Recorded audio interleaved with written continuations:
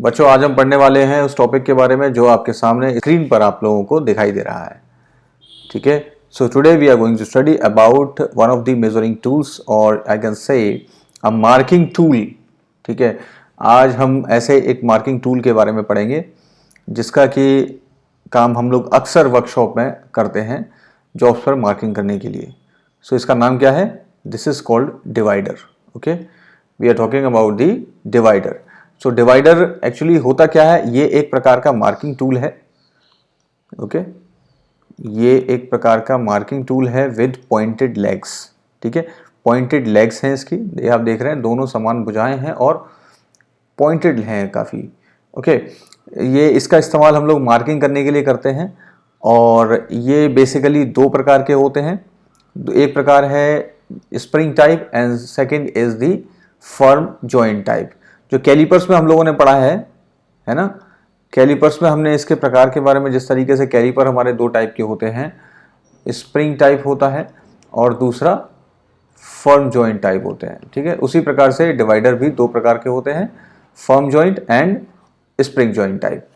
ठीक है, अब इसमें स्प्रिंग जॉइंट टाइप आप यहाँ पे फिगर में देख पा रहे हैं, स्प्रिंग जॉइंट टाइप ये है और ये फर्म जॉइंट टाइप है। ठीक है, स्प्रिंग जॉइंट में क्या क्या पार्ट्स हैं, इसके पार्ट्स आप चेक कर सकते हैं। दिस इज दी पैग, इसको पैग कहते हैं। ये स्प्रिंग है, फ्लैट स्प्रिंग यहाँ पर होती है।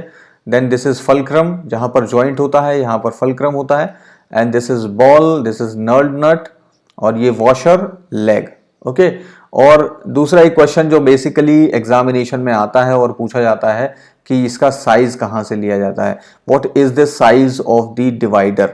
डिवाइडर का साइज क्या होता है? तो साइज क्या होता है बेटा, यहाँ पर ये फलक्रम से लेकर और ये पॉइंटेड पोर्शन तक, पॉइंटेड जो इसका टिप है वहां से वहां तक का इसका साइज लिया जाता है। ठीक है, तो ये चीज क्लियर है, साइज आपका कहाँ से लिया जा रहा है। So this is the size. ठीक है, अब एक दूसरी चीज आती है कि what is the material of the divider. Material क्या होता है, किस धातु के बने होते हैं? तो ये बेसिकली हाई कार्बन स्टील के बनाए जाते हैं, हाई कार्बन स्टील के बने होते हैं और जिसको के हार्ड एंड टेम्पर किया होता है। ओके, हार्ड एंड टेम्पर किया होता है। और दूसरी चीज होती है, अगर ये कभी कभी माइल्ड स्टील के भी बनते हैं। जस्ट सेकेंड, हाँ, तो बेटा ये माइल्ड स्टील के भी बनाए जाते हैं और माइल्ड स्टील के बनाने के बाद में क्या किया जाता है, इनको केस हार्डन किया होता है। ओके, केस हार्डन किया होता है।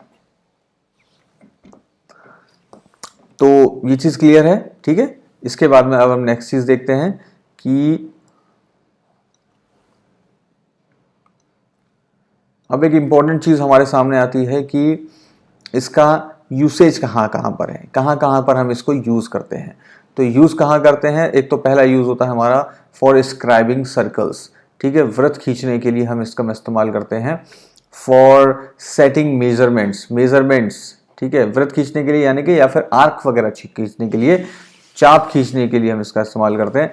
जैसे यहाँ पर आप देख रहे हैं, ठीक है, यहाँ पर क्या हो रहा है, इसको सर्किल या फिर आर्क वगैरह खींचने के लिए जॉब पर हम इसका इस्तेमाल कर रहे हैं। इससे पहले एक चीज इंपॉर्टेंट जो आपको नोट करनी है कि जब हम सेटिंग लोकेशन को सेट करते हैं किसी भी जॉब पर, जैसे यहाँ पर हम लोकेशन को सेट कर रहे हैं, ठीक है, तो उसमें हमें क्या करना होता है, सही से डिवाइडर से मेजरमेंट लेने के लिए यहाँ पर प्रिक पंच की सहायता से,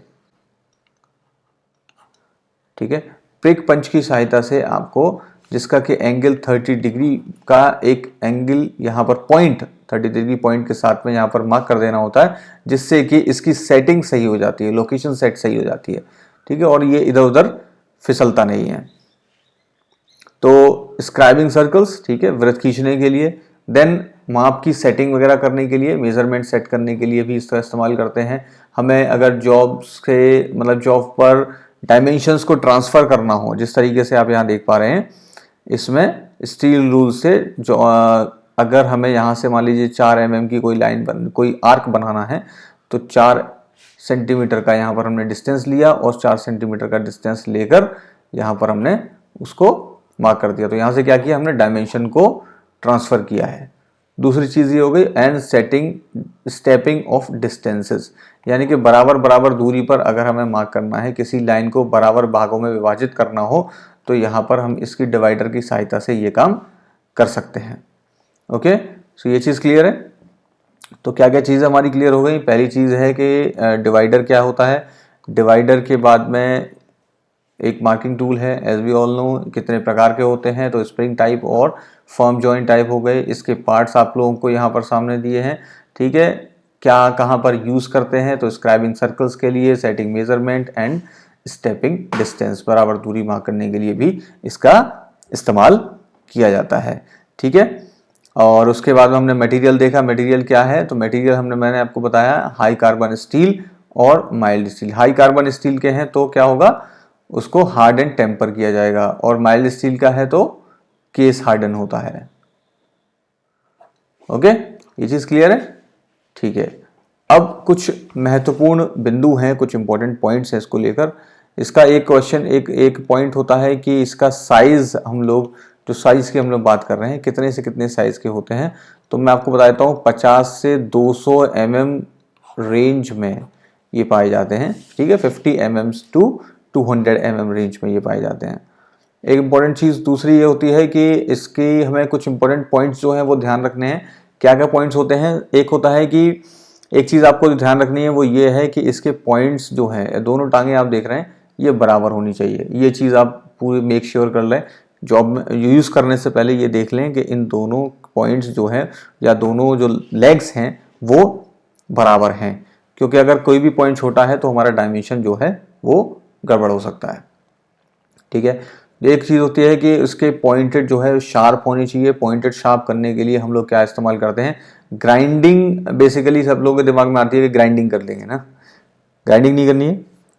क्या करना है, हमें यूज़ करना है ऑयल स्टोन, ठीक है, ऑयल स्टोन, ठीक है बेटा। ऑयल स्टोन का हम लोग इस्तेमाल करते हैं, ऑयल स्टोन, ठीक। ऑयल स्टोन का इस्तेमाल करते हैं, उस पर हम इसके पॉइंटेड को घिसकर इसको शार्प करते हैं। ग्राइंडिंग से क्या होता है, ग्राइंडिंग करने से जो पॉइंट्स होते हैं वो हो जाते हैं सॉफ्ट, और सॉफ्ट होने से क्या होगा, मार्किंग हमारी सही से नहीं होगी, ठीक है। ये चीज़ क्लियर है। तो क्या हो गया, हमारा डिवाइडर जो है वो कंप्लीट हो गया। नेक्स्ट क्लास में हम लोग पढ़ेंगे स्टील रूल के बारे में।